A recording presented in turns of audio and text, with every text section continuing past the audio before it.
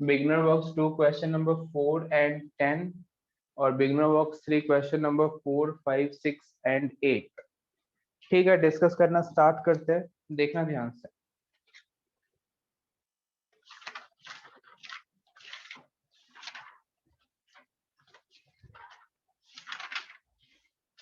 Beginner box 2 question number 4 हम देखेंगे।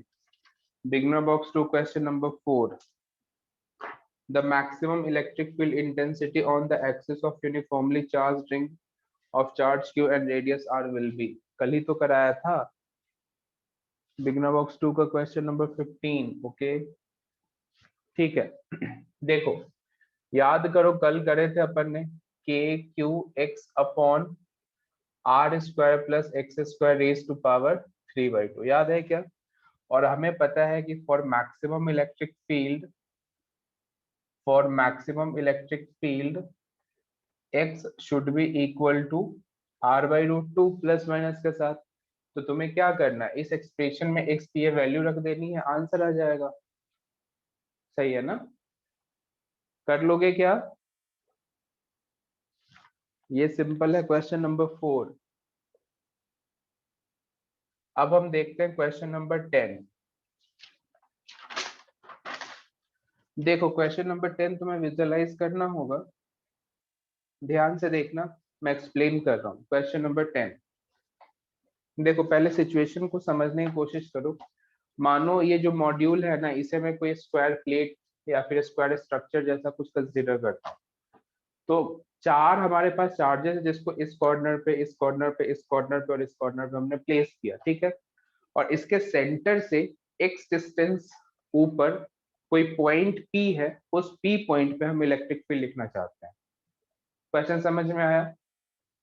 एक बार फिर देखो, इधर हमारे पास चार चार्जेस है, इससे एक्स डिस्टेंस ऊपर किसी पॉइंट पी पे हम इलेक्ट्रिक फील्ड लिखना चाहते हैं। कैसे करेंगे सॉल्व? देखो, इस पॉइंट पी को हम देखें तो इसकी वजह से इलेक्ट्रिक फील्ड इस तरफ, ध्यान से देखना। तो इसके दो कंपोनेंट्स, एक इस तरफ और एक ऊपर की तरफ। सही है। अच्छा, सिमिलरली इसके लिए देखो, इसके दो कंपोनेंट्स, एक नीचे और एक ऊपर। ठीक है, सिमिलरली इसके लिए देखें, एक इस तरफ और एक परपेंडिकुलर। सिमिलरली इसके लिए देखो, एक इस तरफ और एक परपेंडिकुलर।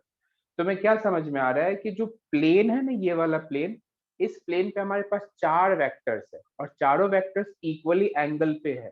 समझ रहे हो? ये जो चार वेक्टर्स है इक्वली एंगल पे है। तो पॉसिबिलिटी है कि ये जो चारों वेक्टर्स हैं जो इस प्लेन में है वो कैंसिल हो जाएंगे, और जो इस डायरेक्शन में कंपोनेंट्स है वो ऐड हो जाएंगे। तो इतना तो मुझे समझ में आ रहा है। यदि मैं तुम्हें डायग्राम से एक्सप्लेन करने की कोशिश करूं, ध्यान से देखना, तो कुछ इस टाइप का सिचुएशन है और ये इसका सेंटर, इधर ऊपर बढ़ो और इधर से ये रहा डिस्टेंस और इधर से ये रहा डिस्टेंस। ठीक है, अब इसके से इलेक्ट्रिक फील्ड इस तरफ, इसके दो कंपोनेंट्स आएंगे, एंगल थीटा, ये भी थीटा। इधर के कंपोनेंट होंगे ई साइन थीटा और इधर के कंपोनेंट होंगे ई कॉस थीटा। तो जो ई साइन थीटा में ये कैंसिल हो जाएगा। सही है, और जो ई कॉस थीटा यही एड ऑन होगा। तो यदि मैं नेट इलेक्ट्रिक फील्ड तुमसे कहूँ लिखने को, तो तुम सिंपल कहोगे 4 times of E cos theta. 4 times of E cos theta. अच्छा, हम ई की वैल्यू क्या लिखें? ई की वैल्यू मैं लिखूंगा सिंपल के क्यू, और ये डिस्टेंस हम क्या लिखेंगे, a² / 2 प्लस x²। अब ये कितना होगा बताओ, a/√2।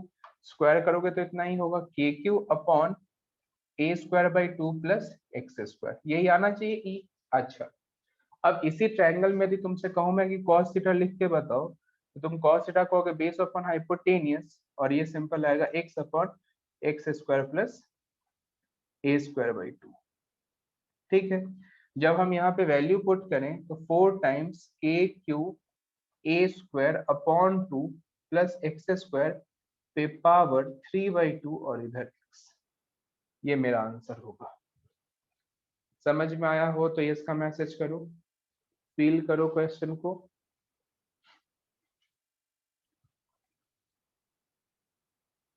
तो बाकी दो पार्ट्स तुम सॉल्व कर लोगे।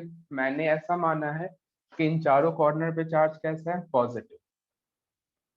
मैंने पॉजिटिव अज्यूम करते हुए सॉल्व करा है। बाकी यदि नेगेटिव होगा तो तुम डायरेक्शन को चेंज कर दोगे। ठीक है,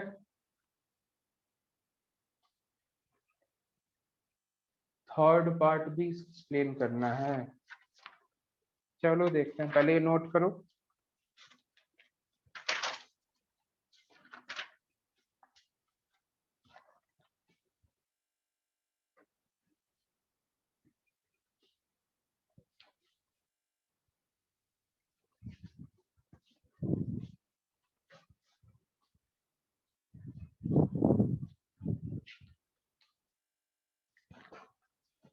यहाँ तक हो गया हो, समझ आ गया हो तो डन का मैसेज करना, फिर इसी क्वेश्चन का अपन थर्ड पार्ट देखते हैं। देखना थर्ड पार्ट।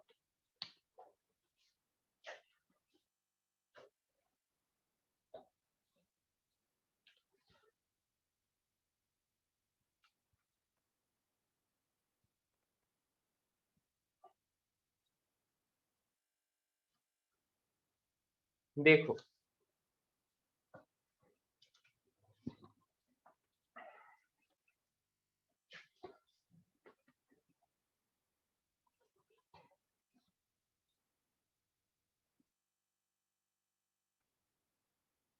थर्ड पार्ट में इस तरफ Q है, इधर Q, इधर है माइनस Q, और इस तरफ है माइनस Q। ध्यान से देखना, सेम ऊपर की तरफ हम किसी P पॉइंट की तरफ हम देखते हैं। चलो समझते हैं, विजुअलाइज करने की कोशिश करते हैं। ध्यान से देखो, ये हमारे पास मॉड्यूल, ठीक है, इधर पॉजिटिव Q, इधर पॉजिटिव Q, इधर नेगेटिव Q और इधर नेगेटिव Q। ठीक है, यहाँ पे पॉइंट P है, ये पॉजिटिव किधर फोर्स देगा, देखो ऐसा देगा, दिख गया। ये देखो ये कैसा देगा, इस तरफ देगा। ठीक है, तो इसके दो कंपोनेंट्स इस प्लेन में और दो कंपोनेंट्स ऊपर। ठीक है, ध्यान रखना। ये चार्ज कौन सा, नेगेटिव। नेगेटिव क्या करेगा, अपनी तरफ खींचेगा। तो जब ये अपनी तरफ खींचेगा तो एक इधर और एक नीचे आएगा क्या, सोचना, एक इधर और एक नीचे। सिमिलरली इसके लिए देखो, ऐसे तो एक नीचे और एक ऊपर।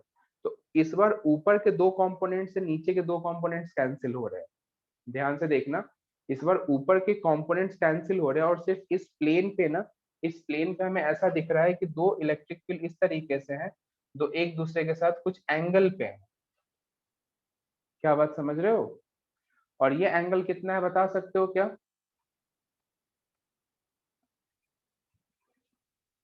90 है ना।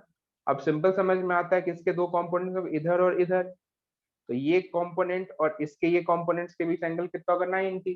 तो ये भी होगा 2 टाइम्स ऑफ ई और ये भी होगा 2 टाइम्स ऑफ ई। इसको तुम चाहो तो ऐसे भी लिख सकते हो, 2e साइन थीटा। यदि पहले के डायग्राम से मैं देखूं तो ये भी होगा 2e साइन थीटा। अब तुम्हें इन दोनों का वेक्टर समेशन करना होगा, मतलब रिजल्टेंट लेना होगा। समझ आया क्या तुम्हें? विजुअलाइज कर पाए तो इसका मैसेज करो। बढ़िया। चलो, तो अब हम देखेंगे बिगनर बॉक्स 2 क्वेश्चन नंबर 15। ये था बिगनर बॉक्स 2 क्वेश्चन नंबर 10। अब हम देखेंगे बिगनर बॉक्स 2 क्वेश्चन नंबर 15। बहुत इजी क्वेश्चन, डाउट्स नहीं आने चाहिए थे ये। क्लास में अपन ने वेक्टर फॉर्म खूब अच्छे से सॉल्व किया हुआ था। देखो करते हैं सॉल्व। देखो डायरेक्शन में दिक्कत है, कोई बात नहीं, करते हैं सॉल्व। ये सिंपल हमारे पास कोऑर्डिनेट एक्सिस गिवन है, और कोई पॉइंट है 1,2,3 पे हमने चार्ज प्लेस करा है 10⁻⁻10 कूलम का। ठीक है, अब हमसे पूछा गया है 2,3,4 पे इलेक्ट्रिक फील्ड। बहुत सिंपल है, कैसे करेंगे सॉल्व, ध्यान से देखना। जैसा कि तुम्हें सिखाया गया है, पहले मैग्नीट्यूड लिखोगे। कैसे लिखोगे, तो KQ/R² से लिखोगे और एक यूनिट वेक्टर लगा दोगे। सिंपल है। K है कितना, 9 × 10⁻⁹। Q कितना, 10⁻⁻10, और R² देख सकते हो, यहाँ से देख के सॉल्व करके 3 आ रहा है ना। 2 - 1 1, √3 का स्क्वायर करोगे तो 3, तो इससे ये कैंसिल हुआ और आंसर जो मुझे दिख रहा है 3 × 10⁻⁻, अच्छा सेंटीमीटर तो नहीं है ना, सेंटीमीटर है, तो यहाँ पे 10⁻⁻4 का टर्म होगा, तो +4 चला जाएगा और यहाँ पे आएगा 3000 न्यूटन पर कूलम। तो ये तो हमने सिंपल मैग्नीट्यूड सॉल्व किया। अब मैं यदि तुमसे डायरेक्शन की बात करूं, तो यदि मैं आर कैप लिखना चाहूं तो मैं लिख सकता हूँ आई कैप प्लस जे कैप प्लस के कैप डिवाइड बाई √3, देख सकते हो, लिख सकते हैं क्या, बोलो।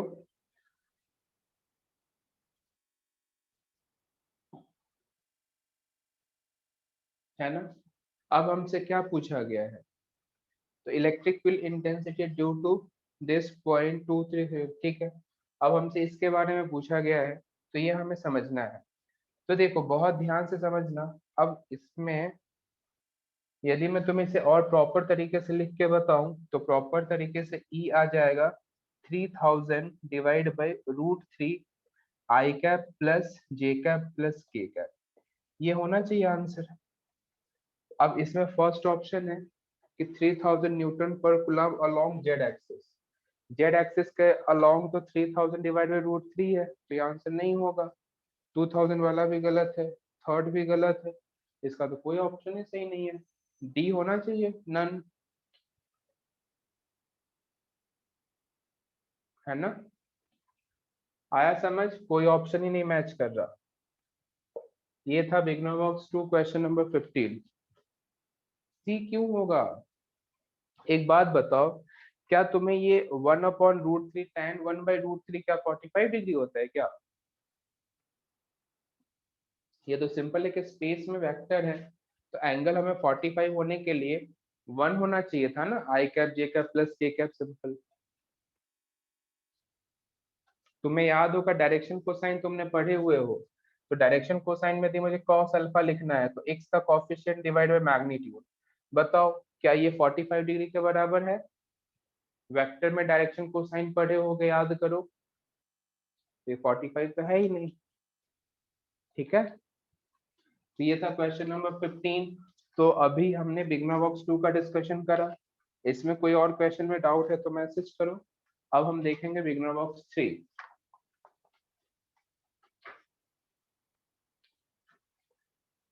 अब देखेंगे हम बिगनर बॉक्स 3, ध्यान से देखना।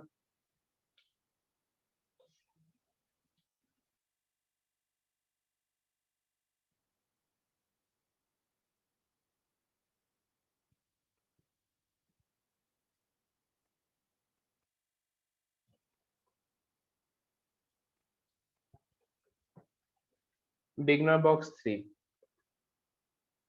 क्वेश्चन नंबर 4, ध्यान से देखो।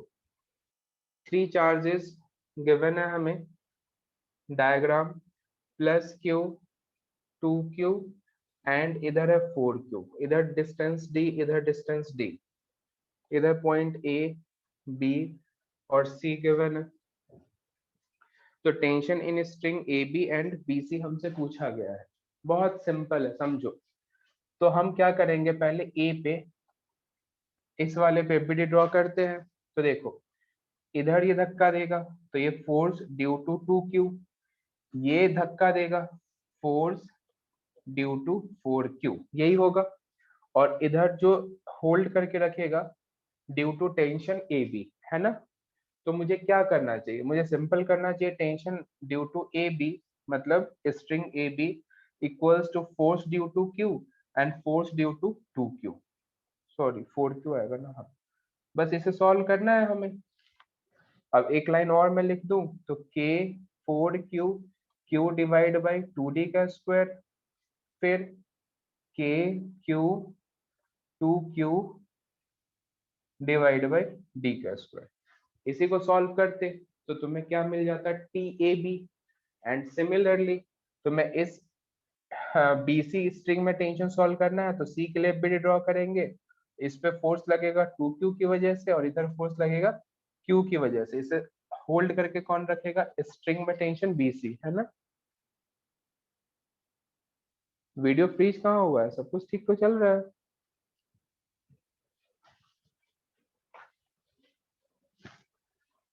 तो टेंशन एट बी सी बराबर force due to 2q plus q। क्या वीडियो अटक रहा है क्या? नहीं, सही है। तो ये आ जाएगा अपने पास। अब इसी को हम ओपन करके लिखे तो क्या लिखेंगे कि Q to Q Q divide by इधर से डी स्क्वायर एंड इधर से के क्यू क्यू अपॉन 2d का स्क्वायर। कर लो सॉल्व, आ जाएगा आंसर।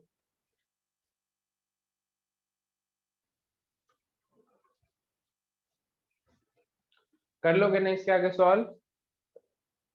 सॉल्व तो कर ही दिया हुआ है, बस आगे कुछ करना नहीं है तुम्हें। तुम्हें ये क्वेश्चन समझ आया हो तो ये इसका मैसेज करो, फिर आगे बढ़ेंगे। आसान क्वेश्चन था। आंसर में सेट के फॉर्म में क्यों दिया हुआ है, एक मिनट आंसर देख लेता हूँ।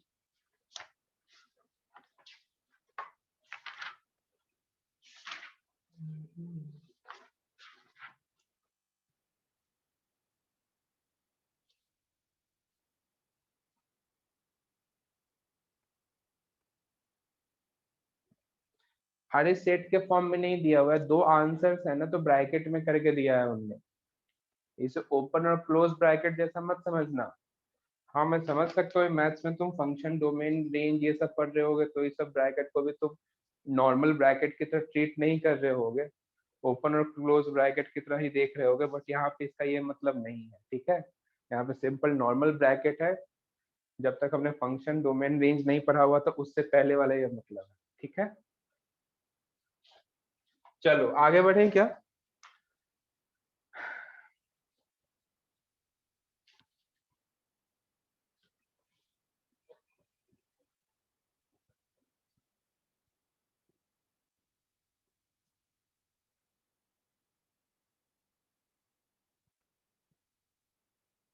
देखना नेक्स्ट पार्ट। क्वेश्चन नंबर 4 के बाद हम देखेंगे क्वेश्चन नंबर 5। नहीं यार, ये सब तो सिंपल सिंपल क्वेश्चन है। देखो, एक हमें रॉड गिवन है जिसमें लैम्डा का वेरिएशन गिवन है ए एक्स स्क्वायर, सही है। अब तुम मुझे बताओ, क्या लैम्डा हमें बचपन से मतलब बताया गया था D Q by D x? तो डी क्यू कितना हो जाएगा, लैम्डा इंटू डी एक्स। करते हैं इंटीग्रेट, तो इसका इंटीग्रेशन सिंपल क्यू और लैम्डा की जगह क्या रखोगे, ए एक्स स्क्वायर डी एक्स। बस इसी का तो इंटीग्रेशन करना है। लिमिट कहाँ से कहाँ तक लगाओगे, जीरो से एल तक। रहने दो क्या?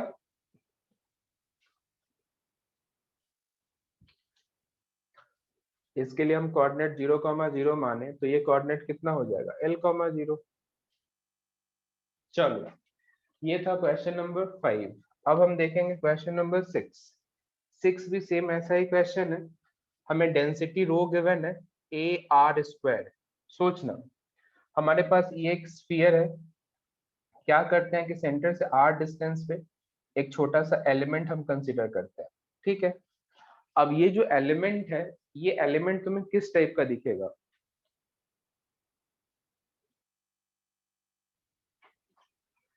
हाँ देख लेते हैं। ये जो मैंने एलिमेंट कंसीडर करा है, क्या तुम्हें ये हॉलो स्फीयर जैसा दिखेगा क्या, पहले मुझे बताओ।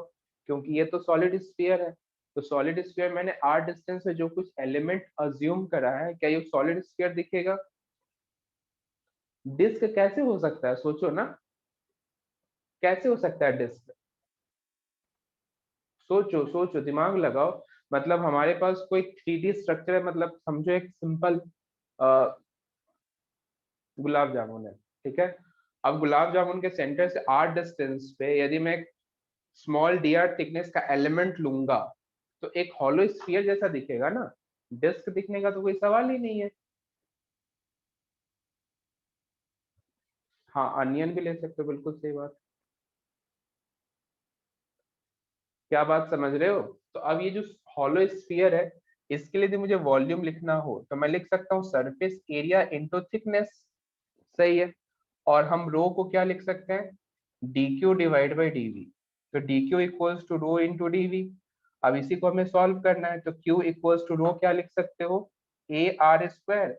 और डीवी की जगह क्या लिखोगे, 4 pi R square into D R. Limit कहाँ से कहाँ तक, तो जीरो से कैपिटल आर तक, क्योंकि इसका रेडियस हमें कैपिटल आर गिवन है, ठीक है। करते हैं सॉल्व, कांस्टेंट बाहर निकालो, 4 पाई ए बाहर निकाला और यहाँ पे आर रेज टू पावर 4 आया, तो इंटीग्रेशन के बाद R raise to power 5 divide by 5 आएगा, और लिमिट रखने के बाद 4 पाई आर की पावर 5 ए डिवाइड बाई 5, ये आ जाएगा आंसर। एक बार देखो समझ में आता है तो इसका मैसेज करो।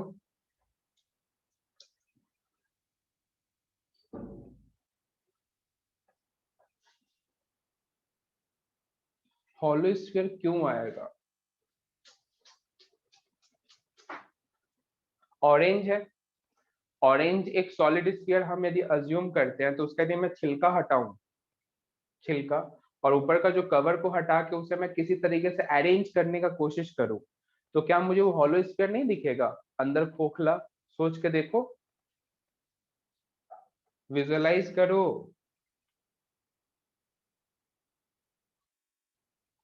क्या तुम ये सब सॉलिड स्फीयर हॉलो स्फीयर पहली बार पढ़ रहे हो? क्या 11th में हमने नहीं पढ़ाया था क्या? मतलब बड़े ही होगे, सेंटर ऑफ मास में भी पढ़े होगे, मोमेंट ऑफ इनर्शिया में भी पढ़े होगे। हाँ वही, बिल्कुल सही बात है, बिल्कुल सही बात है।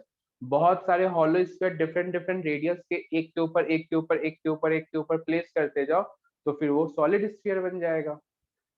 तो यही तो हमारा इंटीग्रेशन में कॉन्सेप्ट होता है कि हम एक स्मॉल एलिमेंट लेते हैं और उस स्मॉल एलिमेंट को हम एक लिमिट लगा के ऐड कर देते हैं, तो जो मेरा फाइनल स्ट्रक्चर होता है वो मिल जाता है।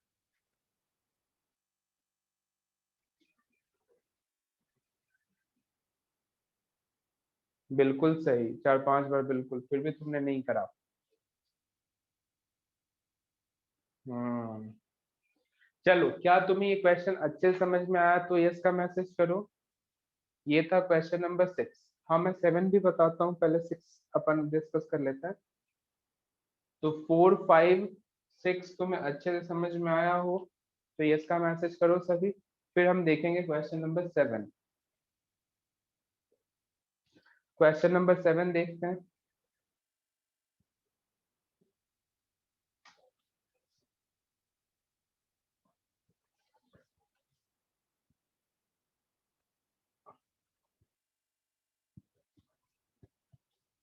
देखो, क्वेश्चन नंबर 7 देखते हैं। 7 में हमें एक डायग्राम दिया गया है इस टाइप का, इस पे पॉजिटिव चार्ज डिस्ट्रीब्यूट किया हुआ है और इस पे हमने नेगेटिव चार्ज डिस्ट्रीब्यूट किया है, ठीक है। इधर कहीं पॉइंट पी और इधर कहीं पॉइंट क्यू, या फिर कोई चार्ज है पी और क्यू, ऐसा बोला गया। पी रेस्ट में है और क्यू जो है वो ऊपर की तरफ मूविंग है, ठीक है। डाउट नहीं है, लेकिन स्टूडेंट का मैसेज आया था, इस वजह से अपन सॉल्व कर रहे हैं, ठीक है। तो हमसे पूछा गया है कि पोलैरिटी क्या होगी पी एंड क्यू पे, ठीक है। तो देखो, एक पॉइंट हमेशा ध्यान रखना, यदि मैं इसे पॉजिटिव चार्ज मानूं, देखो इलेक्ट्रिक फील्ड ना, पहले मैं तुम्हें अभी बता देता हूँ, वैसे आगे तुम आज पढ़ोगे आज या कल, कि इलेक्ट्रिक फील्ड की डायरेक्शन कैसे होती है। तो electric field always positive charge से ओरिजिनेट होती है और निगेटिव पे टर्मिनेट होती है, ये हमेशा ध्यान रखना, ठीक है। तो यदि मैं डायरेक्शन ऑफ इलेक्ट्रिक फील्ड यहाँ पे सिंपली लिखने की कोशिश करूँ तो मैं इस तरीके से लिख सकता हूँ, डायरेक्शन ऑफ इलेक्ट्रिक फील्ड। सोचो, मैं तुमसे कह रहा हूँ कि पी पॉइंट है, पी कोई पार्टिकल है, वो रेस्ट पे है। तो रेस्ट पे कब हो सकता है? हमें समझ में आता है कि इसके नीचे तो एक mg का कांस्टेंट फोर्स लग रहा होगा।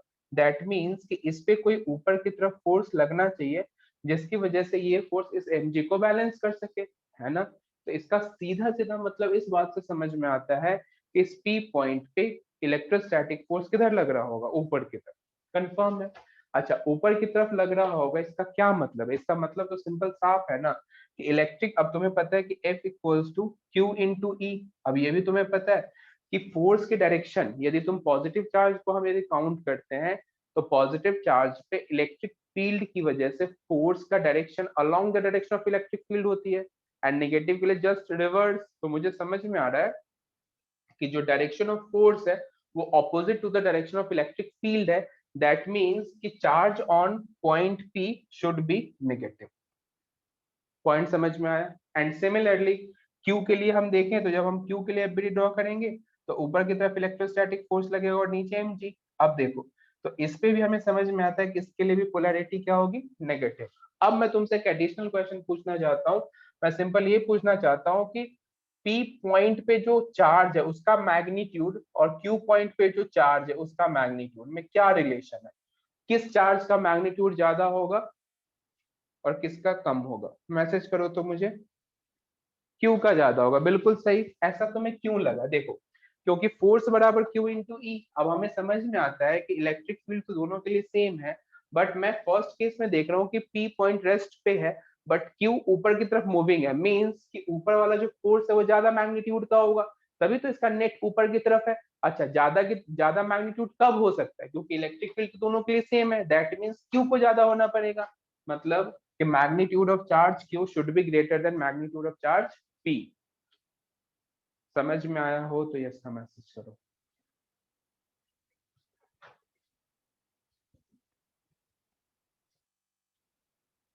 ठीक है, तो ये था क्वेश्चन नंबर 7। अब हम देखेंगे क्वेश्चन नंबर 8।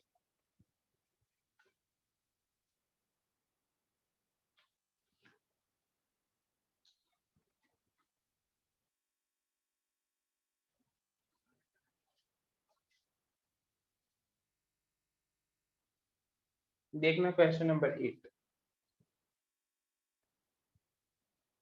एक हमारे पास ये डायग्राम है, मैं डायरेक्ट डायग्राम ड्रॉ कर रहा हूं।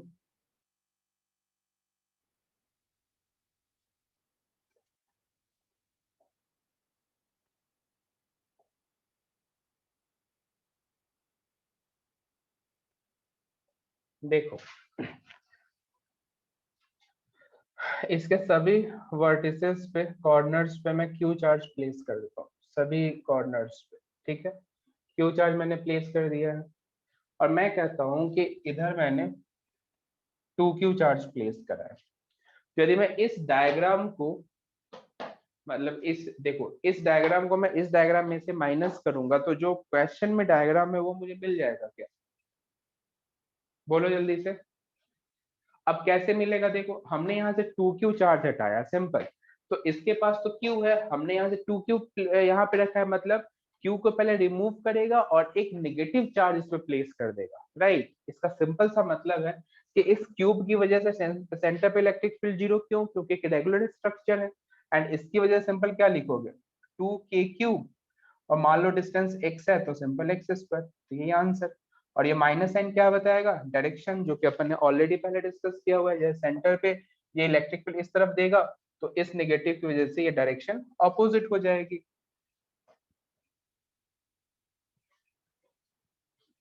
समझ पा रहे हो तो ये इसका मैसेज करो।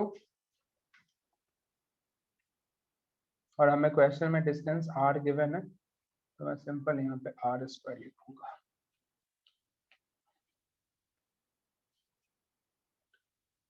तो ये था बिगनर बॉक्स 2 एंड 3 2 एंड 3 के डाउट्स। चलो, नेक्स्ट डे का होमवर्क है beginner box 3 complete, beginner box 3 complete and beginner box 2 भी कंप्लीट। ठीक है, बिगनर बॉक्स 2 एंड 3 कंप्लीट। पहले मुझे ये बता दो, लास्ट क्लास में हमने कहाँ तक किया था, मुझे याद आया। डिस्क अपन कर रहे थे ना, डिस्क, एंड डिस्क के रिजल्ट का एनालिसिस करना है ना। याद आ गया, याद आ गया। चलो करते हैं सॉल्व।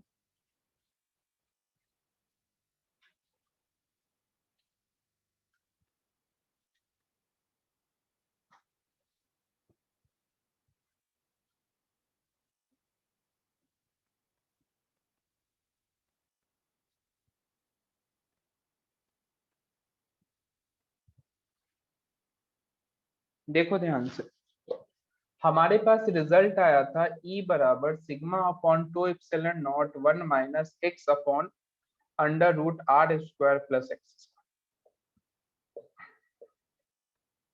यही था क्या।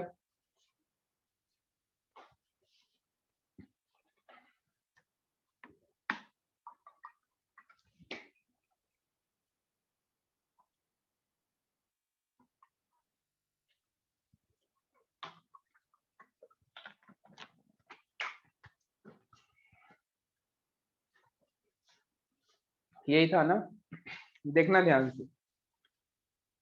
ये हमारे पास डिस्क है, इधर कहीं कोई पी पॉइंट है और इसे हमने आर माना था और ये डिस्टेंस है एक्स। ठीक है, अब मैं कुछ पॉइंट्स तुम्हें समझाने की कोशिश कर रहा हूँ, ध्यान से सुनना। मानो इस एंगल को यदि मैं थीटा मानता हूं, तो क्या मैं cos theta X upon under root R square plus X square लिख सकता हूँ? तो कहीं ना कहीं इस फॉर्मूले को यदि मैं रिप्लेस करना चाहूँ तो मैं चाहूँ तो ऐसे भी लिख सकता हूँ, sigma upon two epsilon not one minus cos theta.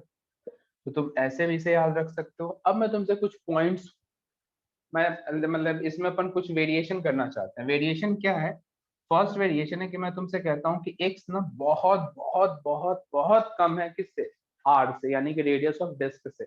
मतलब मैं इस पी पॉइंट को ना इसके पास मानना चाहता हूँ। ये मेरा डिस्क है, समझना, ये डिस्क है और पी पॉइंट को मैं इसके जस्ट बगल में मानना चाहता हूँ।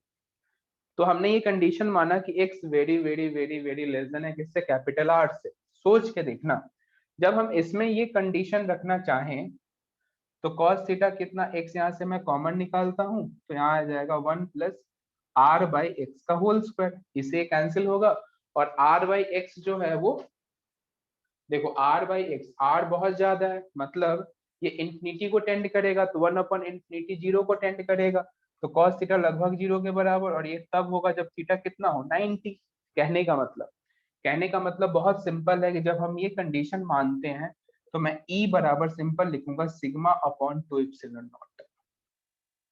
तो मैं ये समझ आया हो तो ये इसका मैसेज करो, sigma upon two epsilon naught अपन ने कैसे लिखा, X very very less than R के लिए, तो ये इसका मैसेज करो। अब मैं तुम्हें इसमें एक और पॉइंट ऐड कराना चाहता हूँ। मान लो मैं तुमसे सिंपल कहता कि मेरे पास एक इनफाइनाइट लेंथ की शीट है ना। अब शीट है मतलब कि जैसे बोर्ड है ना, बोर्ड को ही तुम इनफाइनाइट लेंथ अज्यूम करके चलो। अब मैं कहता हूँ कि इस बोर्ड के जस्ट बगल में कोई पी पॉइंट है, इस बोर्ड के जस्ट बगल में कोई पी पॉइंट है, तो क्या मैं इस पी पॉइंट पे भी इलेक्ट्रिक फील्ड यही बता सकता हूँ क्या? सोच के देखो, लगाओ दिमाग। अब मैं ये कैसे बता रहा हूँ, देखो डिस्क जरूर है, समझना ध्यान से। हमने ये, देखो हमने ये जो फॉर्मूला है ये हमने डिस्क के लिए जरूर सॉल्व किया है, लेकिन जैसे हम ये टर्म्स एंड कंडीशन ये मानते हैं कि X very very very very less then है कैपिटल आर के, तो वो डिस्क हो या फिर शीट हो उससे क्या फर्क पड़ना है, क्योंकि पॉइंट तो उसके जस्ट बगल में ही है। तो मैं चाहूँ इसके बेसिस पे मैं ये भी लिख सकता हूँ, electric field due to infinite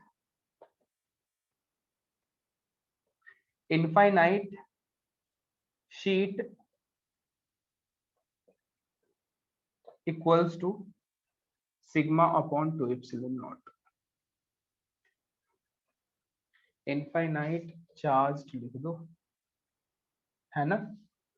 समझ में आया हो तो ये इसका मैसेज करो। और ये तुम्हें डेटा ध्यान भी रखना है, sigma upon two epsilon not, कोई भी इनफाइनाइट लेंथ की चार्ज शीट हो तो उसके लिए तुम डायरेक्ट ये आंसर बताओगे, sigma upon two epsilon not.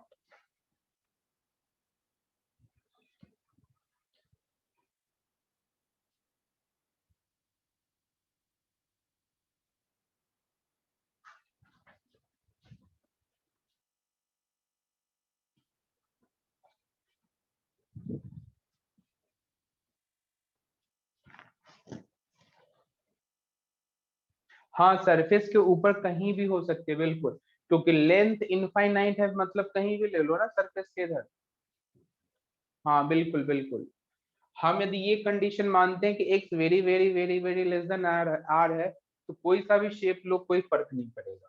ठीक है, वैसे ये सब तुम्हें आगे फिर से आएगा, sigma upon two epsilon naught अपन ने कैसे लिखा ये अपन एक जगह और पढ़ेंगे।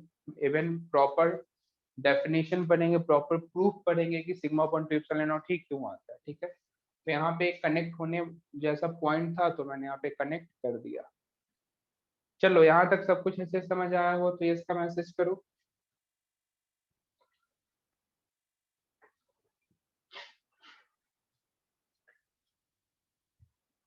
हेडिंग लिखना, ग्राफ तो मैंने स्टार्ट नहीं किया है ना, इलेक्ट्रिक फील्ड ग्राफ, नहीं ना। ठीक है, हेडिंग लिखना।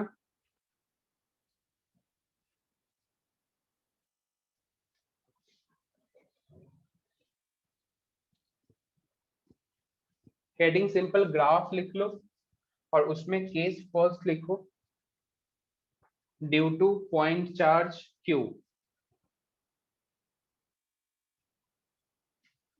ग्राफ ऑफ इलेक्ट्रिक फील्ड ऐसे हेडिंग लिखो और सबसे पहला case due two point charge Q, due two point charge Q. तो देखो इस तरीके से हमारे पास दो कोऑर्डिनेट एक्सिस है, इधर एक्स एक्सिस और इधर ई। हम ई और एक्स में वेरिएशन देखना चाहते हैं। फर्स्ट केस में मानता हूं कि क्यू मेरा कैसा है, पॉजिटिव। सेकेंड केस में मानता हूं कि क्यू मेरा कैसा है, नेगेटिव। देखो ध्यान से, तो क्या मैं इलेक्ट्रिक फील्ड के क्यू बाई एक्स स्क्वायर लिख सकता हूँ यदि मुझे एक्स के टर्म में लिखना हो तो। और मैं तुम्हें बता दूं, कभी भी इलेक्ट्रिक फील्ड इस डायरेक्शन में हो तो इसे हम प्लस लिखेंगे, प्लस साइन के साथ, और इसे मैं प्लस वाई एक्सिस पे प्लॉट करूंगा, किधर, प्लस वाई एक्सिस पे। और कभी इलेक्ट्रिक फील्ड इस तरफ हो तो इसे हम निगेटिव लिखेंगे और इसे हम माइनस वाई एक्सिस पे प्लॉट करेंगे। ठीक है, क्योंकि हमने इलेक्ट्रिक फील्ड को वाई एक्सिस पे लिखा है। सिंपल, समझना ध्यान से। अब पॉजिटिव चार्ज है तो यहाँ पे कहीं कोई पॉइंट कंसिडर करते हैं, तो इस पॉइंट पे ये चार्ज किस तरफ, इस तरफ इलेक्ट्रिक फील्ड प्रोवाइड करेगा, मतलब पॉजिटिव डायरेक्शन में। तो क्या मैं ग्राफ ऐसे ड्रॉ कर सकता हूँ, हाइपरबोला टाइप? क्यों? क्योंकि जब x जीरो तो इलेक्ट्रिक फील्ड इंफिनिटी, और जब x इंफिनिटी तो इलेक्ट्रिक फील्ड जीरो, इस बेसिस पे। एंड सिमिलरली कहीं यहाँ पे पॉइंट कंसिडर करो तो इलेक्ट्रिक फील्ड इस तरफ और ये निगेटिव है, तो निगेटिव को हम किधर, माइनस वाई एक्सिस पे प्लॉट करेंगे, मतलब कुछ ऐसा। ठीक है, अच्छा सोच के देखना नेगेटिव के लिए। तो नेगेटिव के लिए ई कितना लिखोगे, मैग्नीट्यूड तो उतना ही लिखोगे, के क्यू बाई एक्स स्क्वायर। अब सोचो, कोई पॉइंट में यहाँ पे कंसीडर करता हूँ, तो इस नेगेटिव चार्ज के इलेक्ट्रिक फील्ड अपनी तरफ, तो ये नेगेटिव है, तो नेगेटिव है मतलब ये ग्राफ इस क्वाड्रेंट में बनेगा। और यहाँ पे कोई पॉइंट चार्ज हम मानते हैं तो इस पे इस तरफ फोर्स अप्लाई होगा, और ये पॉजिटिव है, दैट मीन्स इस वाले क्वाड्रेंट में हम ड्रॉ करेंगे। तुम्हें ग्राफ समझ आया हो तो यस का मैसेज करो। बढ़िया, बहुत बढ़िया।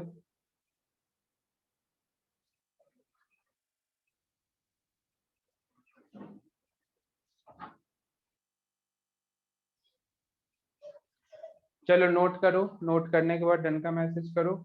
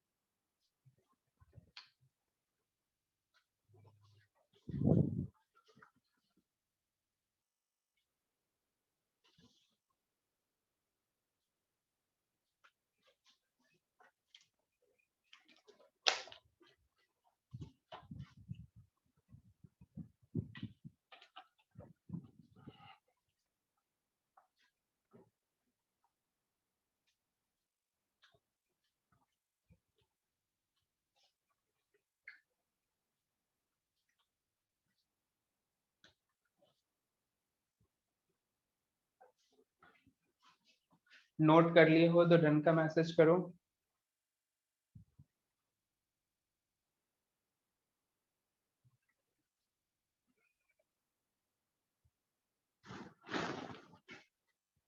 देखना, तो अभी हम इलेक्ट्रिक फील्ड सिंगल चार्जेस की वजह से देख रहे हैं, अब हम electric field more than one charge यानी कि दो पॉइंट चार्जेस की वजह से देखेंगे। तो एक बार ये नोट कर लियो, समझ आ गया हो तो यस का मैसेज कर दो, फिर आगे देखते हैं। ध्यान से देखना, नेक्स्ट, नेक्स्ट देखना अब।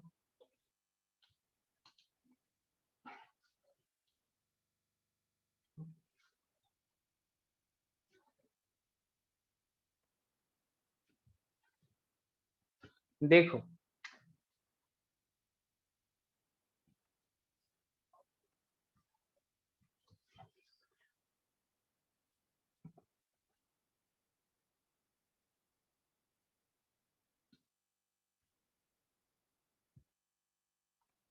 Q1 Q2 चार्जेस है, इधर है region first, region second and region third. ऐसा हम सिंपल समझने के लिए 1 2 3 मानते हैं, ये कोई ऑफिशियल टर्म नहीं है, ये हम सिंपल अपने हिसाब से समझने के लिए मानते हैं, ठीक है। हम सिंपल तुमसे मतलब देखो, हम यहाँ पे ये आइडेंटिफाई करना चाहते हैं कि कौन सा ऐसा रीजन है जिस रीजन में मैं कोई पॉइंट चार्ज प्लेस करूं और उस पॉइंट चार्ज पे नेट फोर्स जीरो फील हो, जीरो लगे। मतलब काइंड ऑफ हम ऐसा पॉइंट फाइंड आउट करना चाहते हैं जो पॉइंट इक्विलिब्रियम शो करे, सही है ना, इक्विलिब्रियम शो करे, वो हम पॉइंट फाइंड आउट करना चाहते हैं। कैसे करेंगे ध्यान से देखते हैं।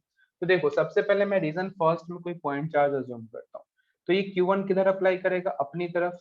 ये Q2 क्या, सॉरी सॉरी सॉरी सॉरी, ये Q1 क्या करेगा, अपने से दूर। और उधर का Q2 भी क्या करेगा, अपने से दूर। मतलब तुम यहाँ पे क्लियरली देख सकते हो कि इस पर्टिकुलर पॉइंट पे इन दोनों पॉइंट चार्जेस की वजह से फोर्स सेम डायरेक्शन में है। तो इन दोनों फोर्स का समेशन कभी जीरो नहीं हो सकता। मतलब न्यूट्रल पॉइंट मैं कहूंगा उस वाले पर्टिकुलर पॉइंट को, तो न्यूट्रल पॉइंट इस पर्टिकुलर सेक्शन में तो नहीं मिलने वाला, ये कंफर्म है, राइट। अब रीजन थर्ड देखें, तो रीजन थर्ड में ये Q2 अपने से दूर और Q1 भी अपने से दूर, यानी कि दोनों ही की दोनों प्लस एक्स डायरेक्शन में फोर्स अप्लाई कर रहे हैं, और फिर से इन दोनों का समेशन जीरो के बराबर नहीं होगा, राइट। मतलब रीजन थर्ड भी नहीं होगा। अब हम रीजन सेकंड चेक करते हैं, तो Q1 अपने से दूर, Q2 अपने से दूर, तो कहीं ना कहीं पॉसिबिलिटी है कि ये दोनों का समेशन जीरो हो जाए। क्यों? क्योंकि इसमें दोनों वेक्टर एक दूसरे के अपोजिट डायरेक्शन में है। क्या बात समझ रहे हो तुम? तो यहाँ पे हमें ये आइडेंटिफाई हमने कर लिया कि जो न्यूट्रल पॉइंट है या फिर जीरो, मतलब जिसपे नेट फोर्स जीरो हो, वो पर्टिकुलर पॉइंट मुझे कहीं ना कहीं रीजन सेकंड में ही मिलेगा। ये तो मुझे आइडिया लग गया। अब बस हम ये पता करना चाहते हैं कि वो Q1 से कितने डिस्टेंस पे होगा और Q2 से कितने डिस्टेंस पे होगा। हमारा अब काम ये रह गया है। कैसे करेंगे ध्यान से देखो। तो हमने ये माना कि Q1 से कोई x डिस्टेंस पे P पॉइंट है ना, और इस P पॉइंट पे हम Q1 और Q2 दोनों की वजह से हम फोर्स लिखेंगे, और दोनों का फोर्स को हम ऐड करके जीरो के बराबर लिखेंगे। मानो हमने यहाँ पे कोई टेस्ट चार्ज Q0 या फिर कोई सा भी पॉइंट चार्ज Q0 हमने प्लेस करके चेक करना है। सिंपल सोचना, ये Q1 इस तरफ फोर्स अप्लाई करेगा जिसे मैं फोर्स F1 कहता हूँ, और ये Q2 जिसे मैं फोर्स F2 कहता हूँ। तो सिंपल क्या कहेंगे बताओ, F1 बराबर होना चाहिए किसके, F2 के। तो यहाँ पे लिखोगे K Q1 Q0 divide by x square बराबर K Q2 Q0 divide by L minus x का स्क्वायर। मानो इन दोनों के बीच गैप हमने L माना है, लिख सकते हैं। सॉल्व करते हैं, इससे ये कैंसिल हुआ, इससे ये कैंसिल हुआ, अंडर रूट लोगे तो under root Q1 upon X बराबर under root Q2 divide by L minus X. सही है। अच्छा, और यहाँ से यदि मैं एक्स सॉल्व करूं तो मुझे सिंपल दिखेगा Q1 divide by under root Q1 plus under root Q2 और इनटू में L। तो ये मुझे सिंपल डिस्टेंस पता लग जाता है जिस पर्टिकुलर पॉइंट पे नेट फोर्स जीरो मिलना है। तो तुम्हें ये पॉइंट समझ आया हो तो यस का मैसेज करो। अच्छा, अब मैं तुमसे एक नेक्स्ट क्वेश्चन पूछना चाहता हूँ। मान लो Q1 भी निगेटिव है और Q2 भी निगेटिव है, तो कौन से रीजन में मुझे न्यूट्रल पॉइंट मिलता? बताओ मुझे। Q1 भी निगेटिव, Q2 भी निगेटिव, बिल्कुल सेम सिचुएशन होता है ना, सब कुछ सेम सेम ही रहता। तो कहने का मतलब ऐसा, मैं अब एक लाइन में मतलब इसके ये जो ऑब्जर्वेशन है इसके थ्रू मैं एक लाइन बोल सकता हूँ। क्या वो लाइन रहेगा? तो लाइक चार्जेस के लिए रीजन सेकंड में न्यूट्रल पॉइंट पॉसिबल है ना। लाइक चार्जेस के लिए न्यूट्रल पॉइंट रीजन सेकंड में मिलेगा, ऐसा हम कह सकते हैं। तो पहले नोट करो, फिर हम अनलाइक चार्जेस के लिए देखेंगे।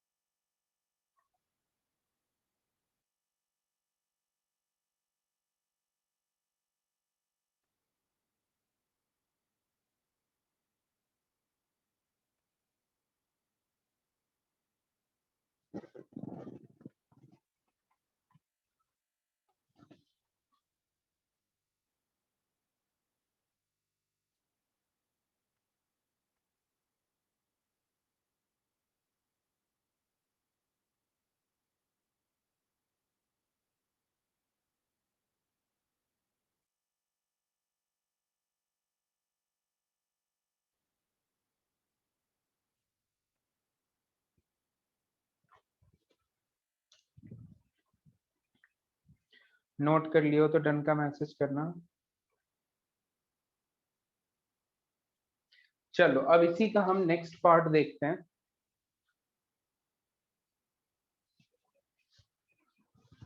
देखना नेक्स्ट पार्ट।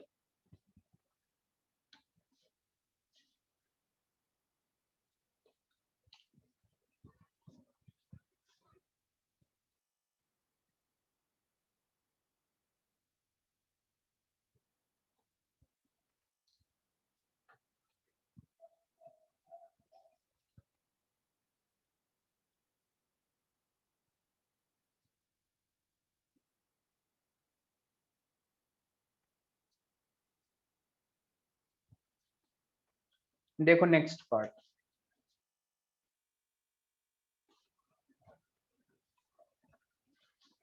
ध्यान से देखना। एक को मैंने Q1 माना है और दूसरे को मैंने नेगेटिव, मतलब एक पॉजिटिव और दूसरा नेगेटिव। इस बार मैं वैल्यू के साथ ले रहा हूँ ताकि मैं तुम्हें कुछ और पॉइंट्स एक्सप्लेन कर सकूं। ठीक है, पिछले वाले केस में मैंने लाइक चार्जेस लिए थे, इस केस में मैं अनलाइक चार्जेस ले रहा हूँ, -Q और 9Q। तो देखो हमेशा ध्यान रखना। अब हम चेक करते हैं कौन से रीजन में न्यूट्रल पॉइंट पॉसिबल है। तो पहले मैं रीजन फर्स्ट चेक करता हूँ, तो ये -Q अपनी तरफ फोर्स अप्लाई करेगा, 9Q अपने से दूर, पॉसिबिलिटी है जीरो होने का। अच्छा, इधर हम देखें तो 9Q अपनी तरफ फोर्स, सॉरी, अपने से दूर फोर्स अप्लाई करेगा और -Q अपनी तरफ फोर्स अप्लाई करेगा, यहाँ भी पॉसिबिलिटी है जीरो होने का। इन बिटवीन देखें तो ये अपनी तरफ और ये से धक्का देगा। तो रीजन सेकंड में इस बार न्यूट्रल पॉइंट पॉसिबल नहीं है। हाँ, रीजन फर्स्ट या थर्ड, इन दोनों में से किसी एक रीजन में न्यूट्रल पॉइंट पॉसिबल है। समझ रहे हो क्या तुम? अब हम इस पे डिस्कशन करते हैं। देखो ये हमेशा ध्यान रखना, चार्ज का मतलब न्यूट्रल पॉइंट उसके करीब होगा, उसके नियर होगा जिस चार्ज के पास मैग्नीट्यूड कम हो। जैसे मैं यहाँ देख सकता हूँ इसके पास मैग्नीट्यूड कम है इसके कंपैरिजन में, तो न्यूट्रल पॉइंट तो मुझे इधर ही मिलेगा। ठीक है, ये कंफर्म है। बट मैं तुम्हें बताता हूँ कि इन केस कभी मैंने इधर न्यूट्रल पॉइंट अज्यूम करके सॉल्व किया तो क्या होगा, इस पे भी हम डिस्कस करते हैं। हमें इतना पता है कि न्यूट्रल पॉइंट इस रीजन में मिलेगा, बट मैं फिर भी तुम्हें मैथमेटिक्स के हेल्प से सॉल्व करके बताना चाहता हूँ कि मैंने माना है कि इस रीजन में न्यूट्रल पॉइंट, और कैसे मैथ्स उसे सही कर देता है तुम देखोगे। जैसे मैं ये कहता हूँ कि सिंपल, इधर से कहीं x डिस्टेंस पे कोई हमने Q चार्ज प्लेस करा है जिसपे हमें नेट फोर्स जीरो मिल रहा है। ठीक है, तो जो -Q की वजह से जो फोर्स एग्जर्ट होगा उसे मैं F1 कह रहा हूँ, और 9Q की वजह से जो फोर्स एग्जर्ट होगा उसे मैं F2 कह रहा हूँ, और मैं F1 और F2 को बराबर करने वाला हूँ और लेंथ L मानू। F1 बराबर किसके, F2 के हमने किया है। क्या करोगे बताओ, K Q Q divide by L plus X का होल स्क्वायर बराबर K Q 9Q Q upon x square, यही तो लिखोगे। कैंसिल कराओ जो कैंसिल हो सकता है, अंडर रूट लो, तो 1/L plus x equals to 3/x। सही है, तो यहाँ से सिंपल आएगा x equals to 3L plus 3x, तो -2x इक्वल्स टू 3L, तो x बराबर -3L/2।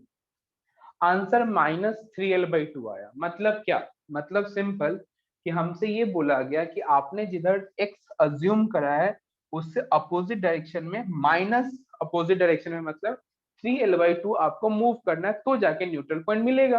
अब सिंपल, हमने तो x यहाँ से अज्यूम करा था और इधर से मुझे कितना ट्रेवल करना है, 3L/2, सोचना। तो जब मैं इधर से इधर आता हूँ तो L, मतलब मुझे L/2 और आना है इधर, तो तुम अल्टीमेटली देख सकते हो कि हम इस तरफ ही आ गए L/2 distance from charge Q, जहां न्यूट्रल पॉइंट हमें मिलेगा। तुम्हें ये कॉन्सेप्ट समझ में आया हो तो ये इसका मैसेज करो। मन में ये डाउट आ सकता है कि हमें न्यूट्रल पॉइंट यहाँ पे क्यों कर रहे हैं ग्राफ के सेक्शन में। तो देखो सिंपल सा लॉजिक है, हमें स्ट्रेट लाइन, पैराबोला, कुछ स्टैंडर्ड कर्व को ही अच्छे से ड्रॉ करना आता है। बाकी यदि रैंडम कर्व हो तो उसके लिए हम कुछ पॉइंट्स अज्यूम करके चेक करते हैं, है ना, कि क्या ये लाइन इस लाइन से इंटरसेक्ट हो रही है, क्या क्या ये लाइन इस पे मतलब इसका स्लोप कहीं जीरो है क्या। तो ये कुछ ट्रायल एरर मेथड्स हैं, उस मेथड के हम हेल्प से कोई भी कॉम्प्लिकेटेड ग्राफ के बारे में कुछ आइडिया लगा पाते हैं, राइट। तो उसी में ये हम न्यूट्रल पॉइंट वगैरह सॉल्व करके ये पता करना चाहते हैं कि कौन कौन से रीजन ऐसा है जहाँ पे इलेक्ट्रिक फील्ड एक्स एक्सिस को कट करेगी, कौन सा ऐसा रीजन है जहाँ कट नहीं होगा। इस तरीके से हम कुछ फाइंड आउट करना चाह रहे हैं जिसमें हम न्यूट्रल पॉइंट सॉल्व करते हैं।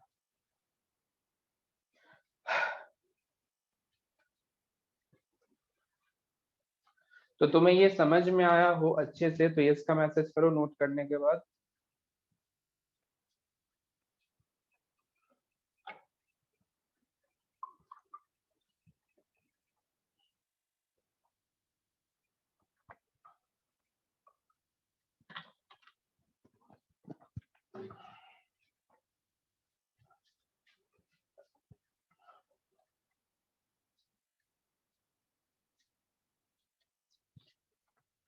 देखना, अब हम आते हैं इस ग्राफ के मेन सेक्शन पे।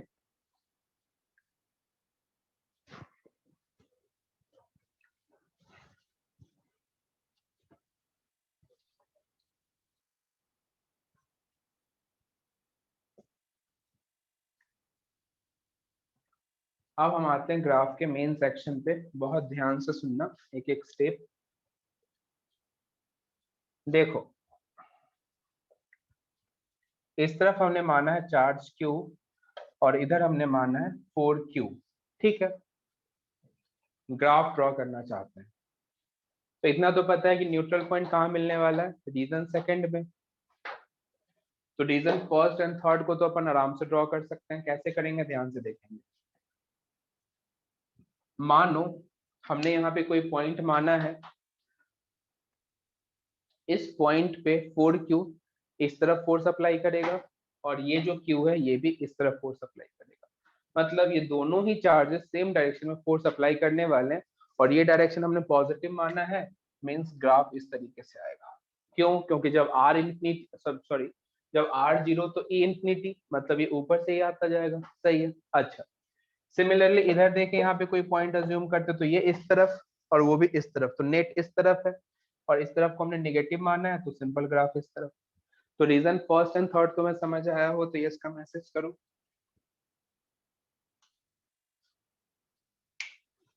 एक बार में ही समझने की कोशिश करना है अपने को, है ना, बहुत ध्यान से सुनना है।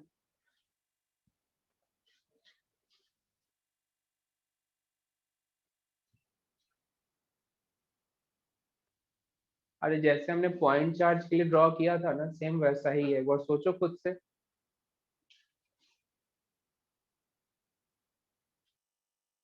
माइनस क्यू नहीं, अपन ने सिंपल एक को क्यू माना है, दूसरे को 4Q माना है। हमने यहाँ पे पॉइंट अज्यूम करा, इसकी वजह से इलेक्ट्रिक फील्ड इस तरफ एंड इस पॉइंट चार्ज की वजह से भी इस तरफ, तो दोनों इस तरफ समेशन देगा। और ये डायरेक्शन हमने ऑलरेडी नेगेटिव अज्यूम करके चला हुआ है। नेगेटिव इलेक्ट्रिक फील्ड मतलब हम किधर ड्रॉ करेंगे, इस तरफ। इस एक्सिस पे हम इलेक्ट्रिक फील्ड प्लॉट कर रहे हैं, ठीक है। तो नीचे इलेक्ट्रिक फील्ड हम ड्रॉ करेंगे तभी तो इलेक्ट्रिक फील्ड हम नेगेटिव ड्रॉ कर पाएंगे, सोच के देखो। तो इस तरफ नीचे मतलब ऐसा और उधर इस तरीके से। सही है। अब हम आते हैं रीजन सेकंड में। पहले रीजन फर्स्ट एंड थर्ड तुम्हें अच्छे समझ में आ गया हो तो यस का मैसेज करो। अब मैं आऊंगा रीजन सेकंड में, ध्यान से देखना। रीजन सेकंड, इतना हमें पता है कि कहीं ना कहीं यदि मैं देखूं तो L/3 distance away neutral point मुझे मिलना है और L/3 मतलब इसके करीब है। अच्छा, सोचो, इसके करीब है मतलब इस रीजन में इसका डोमिनेंस ज्यादा होगा और इस रीजन में इसका डोमिनेंस ज्यादा होगा, राइट। अब क्या हुआ था समझना, बहुत ध्यान से सुनना, बहुत ध्यान से। अब मैं पॉइंट यहाँ पे लेता हूँ, यहाँ पे एग्जैक्ट यहाँ पे, तो इसके से इलेक्ट्रिक फील्ड इंफिनिटी, बहुत ज्यादा।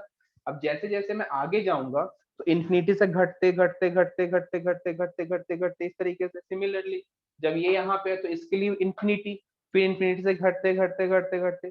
तो कोई एक ऐसा पॉइंट पॉसिबल है जब इन दोनों इलेक्ट्रिक फील्ड का मैग्नीट्यूड इक्वल एंड ऑपोजिट हो जाए तो कैंसिलेशन हो जाएगा। मतलब सिंपल है कि उससे पहले वाले सिचुएशन में ये डोमिनेट करेगा और इससे इस तरफ वाले सिचुएशन में ये डोमिनेट कर रहा होगा। डोमिनेटिंग का क्या मतलब है, मैग्नीट्यूड ज्यादा से, है ना। मतलब यदि मैं इस तरफ कोई पॉइंट लेता हूं तो इस क्यू चार्ज का जो मैग्नीट्यूड है वो ज्यादा होगा इन कंपैरिजन टू 4Q। बस मैं सिंपल ये कहना चाहता हूँ। तो कहने का मतलब बहुत साफ है, कि जो न्यूट्रल पॉइंट L/3 डिस्टेंस पे हमें मिलने वाला है उससे पहले वाले पॉइंट के लिए हम इलेक्ट्रिक फील्ड देखें तो ये इस तरफ धक्का देगा और ये डायरेक्शन पॉजिटिव है, दैट मीन्स हम ऊपर से आएंगे ऐसे कट करा देंगे और फिर हम नीचे चले जाएंगे। नीचे क्यों जाएंगे? क्योंकि हम यहाँ पे भी पॉइंट अज्यूम करें तो 4Q इस तरफ फोर्स अप्लाई करेगा और ये हमारा क्या नेगेटिव, नेगेटिव मतलब नीचे, तो नीचे कर दिया।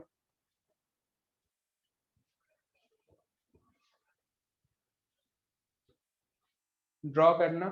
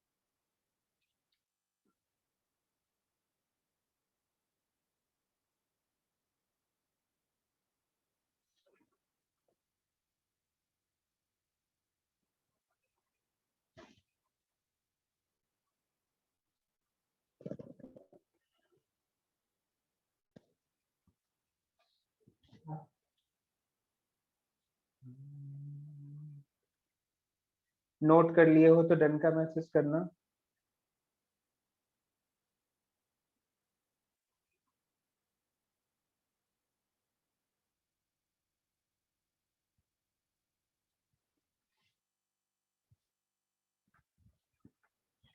चलो L/3 कैसे आया? अरे जैसे भी जस्ट तो ये पहले ही तो बताया था ना, मैं तो अपने माइंड में कैलकुलेशन कर लिया। तुम चाहो तो इससे सॉल्व कर सकते हो, अभी तो तुम्हें याद ही होगा, तो इससे कर लो।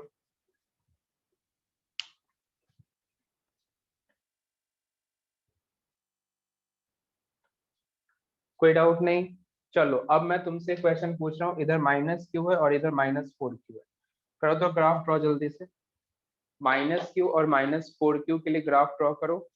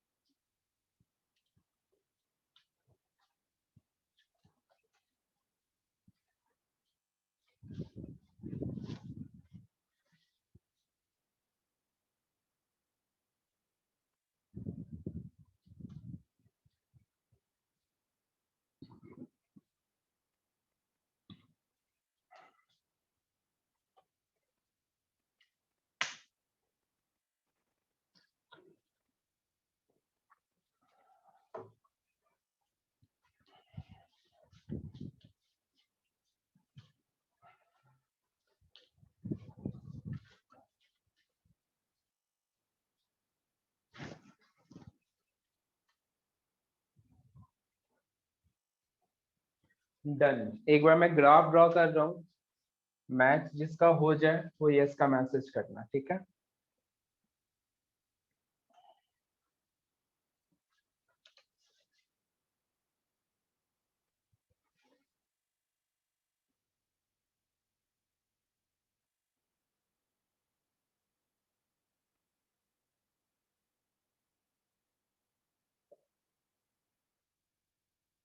यही है क्या?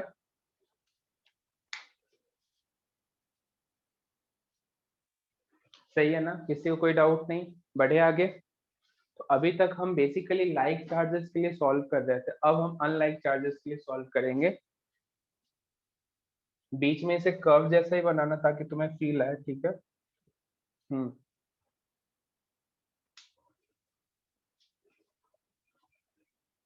चलो आगे बढ़ेंगे अब।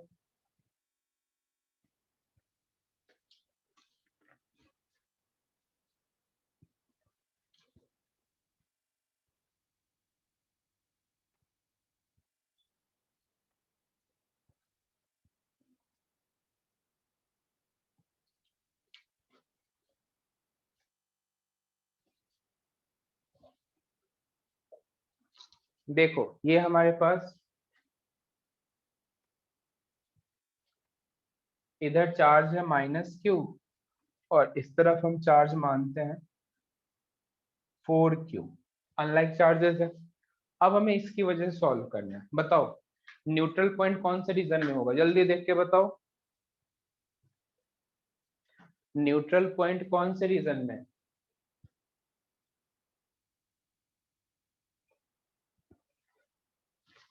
बिल्कुल सही, रीजन फर्स्ट में। ठीक है, बहुत बढ़िया। नहीं, फर्स्ट में ही होगा। अब तुम फर्स्ट और थर्ड ऑप्शन तो ही ना बताओगे, तो कब तो तुम्हें ऑलरेडी पता लग चुका है कि कौन से रीजन में होना है। तो रीजन फर्स्ट में न्यूट्रल पॉइंट है, क्यों? क्योंकि इसका मैग्नीट्यूड कम, तो जिसका मैग्नीट्यूड कम ग्राफ उसकी तरफ होगा। इतना तो आइडिया लग चुका है। चलो ध्यान से देखेंगे अब। तो मैं रीजन थर्ड पे इजिली ड्रॉ कर सकता हूँ, ये 4q डोमिनेटिंग होगा और इसके इलेक्ट्रिक फील्ड इस तरफ, मतलब नेट इधर, और ये है पॉजिटिव, मतलब ऐसा ग्राफ। इसमें कहीं कोई दिक्कत नहीं। हम आते हैं अब रीजन सेकंड में। सेकंड के किसी पॉइंट को हम अज्यूम करें तो ये इस तरफ खींचेगा, ये इस तरफ खींचेगा, डायरेक्शन इधर है, तो इधर नेगेटिव यानी कि नीचे की तरफ ड्रॉ होगा। जब हम आर को 0 लेंगे तो इंफिनिटी, और ये ग्राफ कुछ इस तरीके से ड्रॉ होगा लगभग, राइट? यहां तक किसी को डाउट नहीं? अच्छा, अब हम रीजन थर्ड की बात करें तो देखो, माना है कि इधर न्यूट्रल पॉइंट है, तो न्यूट्रल पॉइंट के इस तरफ, न्यूट्रल पॉइंट के इस तरफ है ना, ये डोमिनेटिंग होगा।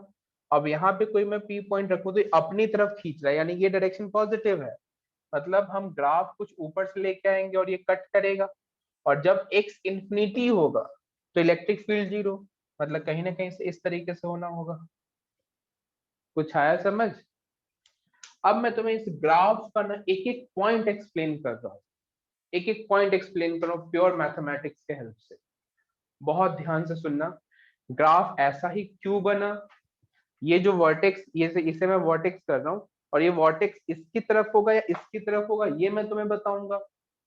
ठीक है, ये सारी चीज को मैं एक एक करके एक्सप्लेन करता हूँ। आई थिंक रीजन थर्ड का ग्राफ में तुम्हें 1% भी डाउट नहीं आएगा,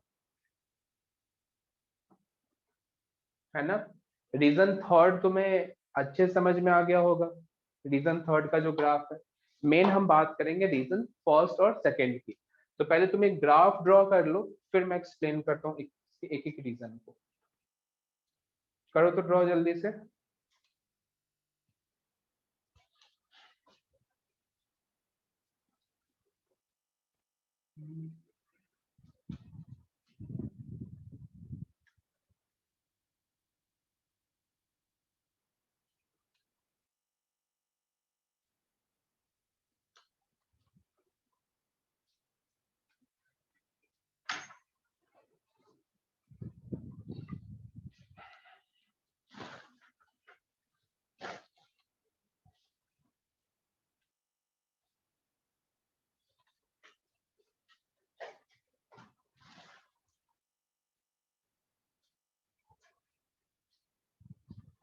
डन।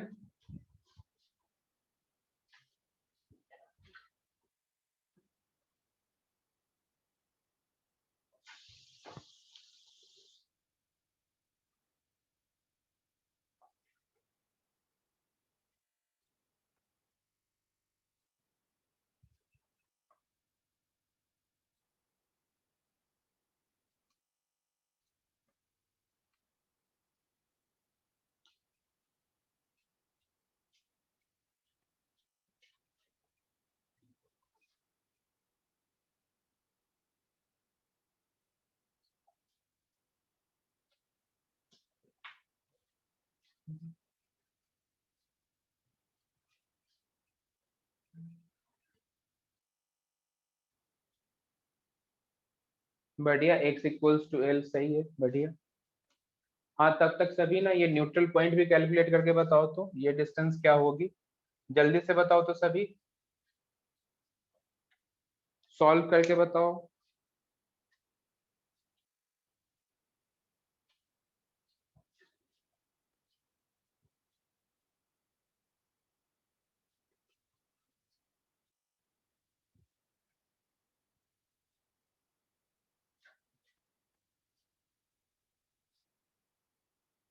बढ़िया,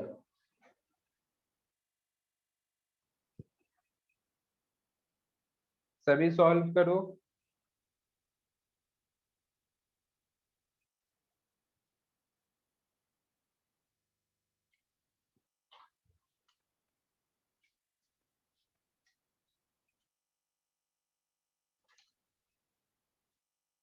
देखो कैसे सॉल्व करेंगे, सिंपल, इधर मानते हैं कोई क्यू चार्ज हमने प्लेस करा है, तो मुझे पता है कि ई नेट जीरो है, फोर्स नेट को भी जीरो कर सकते हो, ई नेट को भी जीरो कर सकते हो, बात एक ही है।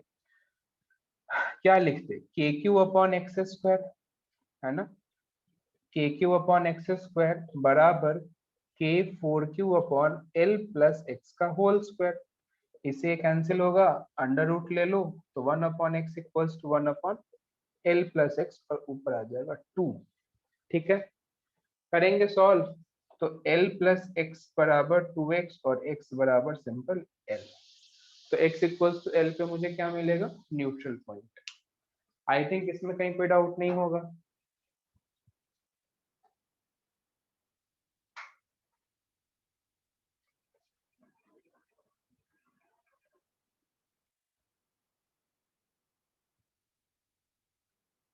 हाँ कर सकते हो, बिल्कुल बिल्कुल कर सकते हो। चलो, अब मैं तुम्हें इस ग्राफ के बारे में एक्सप्लेन करूंगा। Time 9 minutes. तो मैं ये जो दो पोर्शन है ना, इसे मैं कल एक्सप्लेन करूंगा, मतलब नेक्स्ट क्लास में।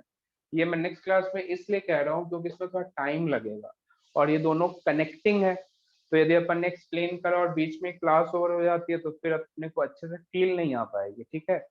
तो ये दो ना मैं नेक्स्ट क्लास में एक्सप्लेन करता हूँ क्या फिर ऐसा क्यों हुआ, ठीक है। तो होमवर्क एक बार मैं फिर दे दूं तुम्हें, होमवर्क में रहेगा beginner box two, beginner box two में क्या करोगे,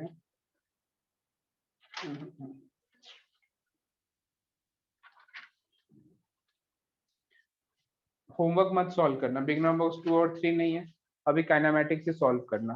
कंटेंट नहीं हो पाया जितना मैंने सोचा था, मुझे लगा था ये सब मैंने करा दिया हुआ है, तो होमवर्क बिगनर बॉक्स टू और थ्री नहीं है।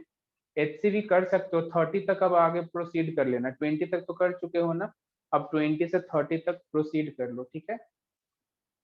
कल अपन काइनेमेटिक्स का रिवीजन करेंगे। काइनेमेटिक्स तो प्रोजेक्टाइल मोशन से पहले तक के डाउट्स लेके आना, और कोशिश करना कि बिगनर बॉक्स और एक्सरसाइज अपन सॉल्व कर लें, तो उसके डाउट्स हम डिस्कस कर लेंगे, ठीक है। तो आज जल्दी फ्री हो रहे हो तुम, तो एक बार नोट्स रिवाइज कर लेना अभी, ठीक है, मिलते हैं नेक्स्ट क्लास में, ओके बाय।